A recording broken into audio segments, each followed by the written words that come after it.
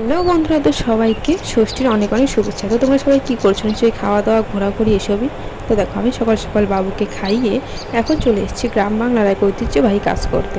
যারা শহর বা বন্দরে তারা এই জিনিসটা ঠিক বুঝতে পারবে না, কিন্তু গ্রাম বাংলায় যারা থাকে আমার মতো, যারা গ্রামে তাদের বাড়ি এবং গ্রামের শ্বশুর বাড়ি বা গ্রামের একজন গৃহবধূ, সে নিশ্চয়ই এই কাজটা বুঝতে পারবে যে গোবর জল গুলিয়ে, হয়তো অনেকে গোবরের নাম শুনে নাক ছিটকাচ্ছ, কিন্তু আমি এই গোবর জল হাত দিয়ে গুলিয়ে এখন বাড়ির আশেপাশটা, মানে আমাদের বাড়ি তো উঠান মনে করো মোটামুটি সব দিকেই পাকা, শুধু এই কলের পাড় যাওয়ার এইটুকু রাস্তায় একটু মাটি, তো এটাই আমি গোবর জল দিয়ে মুছে নিচ্ছি। গ্রাম বাংলার ঐতিহ্যই হলো যে কোনো বাড়িতে কোনো পূজা বা অনুষ্ঠান তিথি যাই হোক না কেন, গোবর জল দিয়ে জিনিসটা, মানে গোবর জল দিয়ে মুছে নিলে কি মনটাও পবিত্র হয়ে যায়, আশপাশটা দেখতেও সুন্দর লাগে।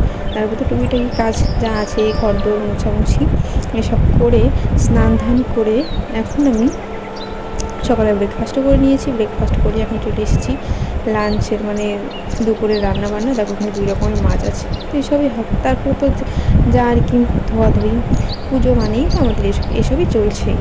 তোমরা কী করছো কমেন্ট করে জানিও।